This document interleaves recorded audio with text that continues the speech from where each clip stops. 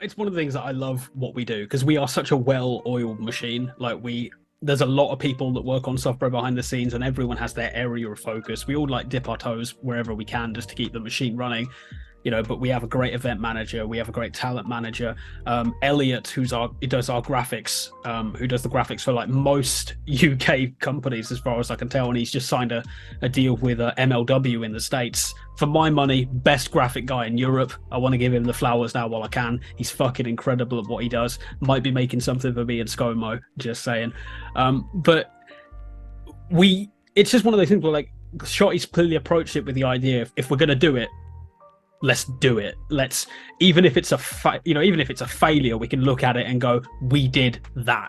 We will always have the shows we've done, as our legacy forever. Let's go all out on the merchandise, like little things that you don't think about. Like, and again, don't take that as me saying that SovPro is anywhere close to failing. I think it's been a rampant success, and I think it will continue to be a rampant success because there's so many little details that go into it to make it look like a show. The fact that Shotty goes out of his way and goes, yeah, we'll make you your own theme music and you can use it license free. The fact that he'll make everyone, their own entrance promo and go, you can use this if you want. Like, he gives so much to the talent and then, gets a great response from them in return. And it's like even little things like the fact that they have like little custom boxes to put on the microphones with the SovPro logo, the beautiful ring aprons that we have, the fact that like patron names printed on the sign, really little things. And like our tag team that we book, the Decibels, their whole thing is that Lana Austin and Ivy are very loud and have a megaphone. And Momo, I think it was Momo, one of our staff members, got custom earbuds with the Decibels logo on it and had them on the seats at the event.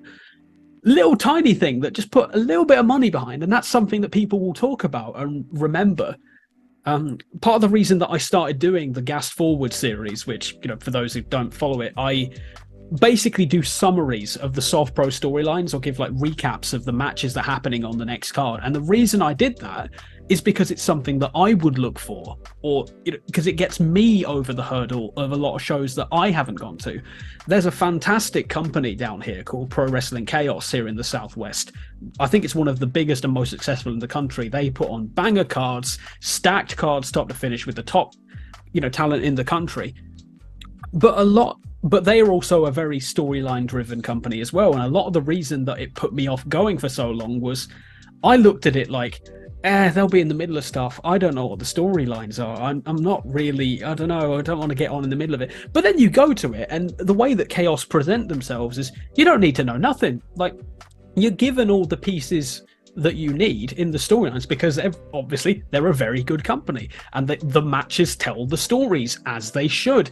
I came out of it basically, I didn't know who half the people on the roster were, and I came out of it going, okay, I know he hates this guy, and I know why, and I know he's affiliated with him, which means he probably hates him, which means that next time that they've set up that match for this guy, everything was told for me at the show. I had no reason to have the, not anxiety, but the apprehension about going to the show that I had, but I thought about it, and I was like, what if there's someone that doesn't want to go to a SovPro show because they don't know the storylines? So I thought, it's digestible content. 2 minutes, here's the storyline, here's a little bit of, my style of comedy, which I've learned from the promo. And if that gets someone in the door, it's done the job.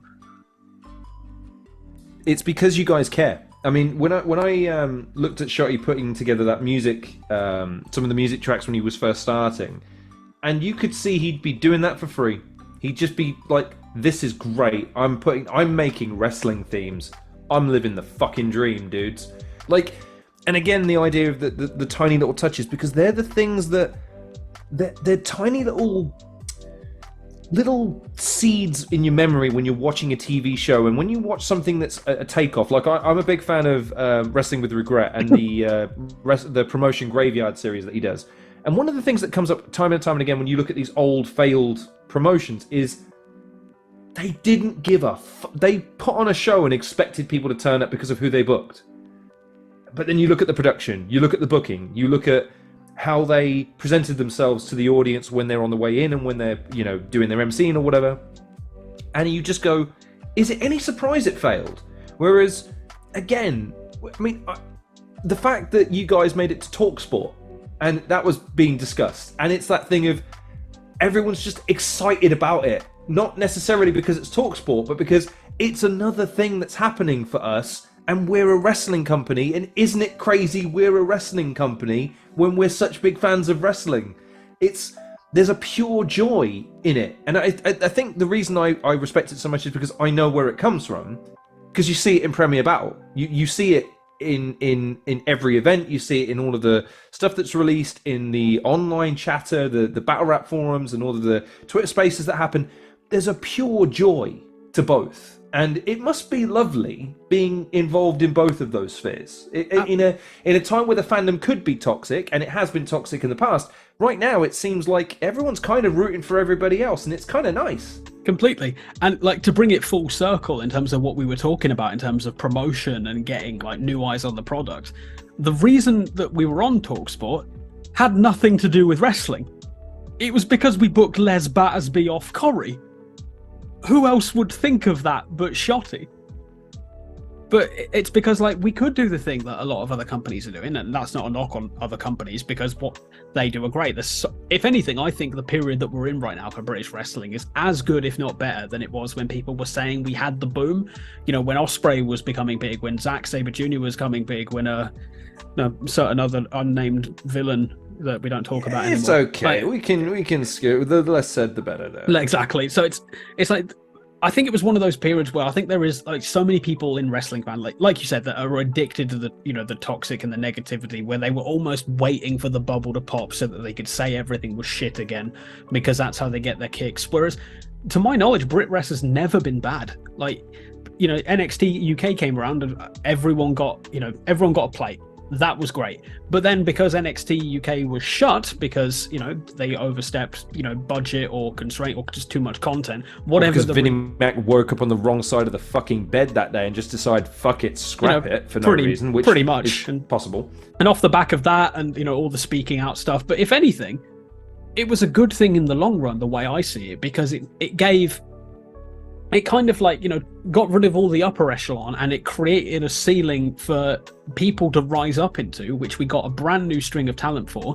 Speaking out basically purged all the cunts, because there was an ungodly amount of them that needed to go, which in the long run has turned out to be great, because now it's led to multiple companies that are full of people that, you know, touch wood, are trustworthy, that have been given platforms to new blood who are also trustworthy, and the talent that have come through and the scope of them, they've just not been discovered yet. You could put, you know, there's so many people right now, like Ian Skinner's fantastic. I think he'll be a big name in a couple of years. Like Charlie Sterling, I think is like elite tier. Danny Duggan, like Leighton Buzzard.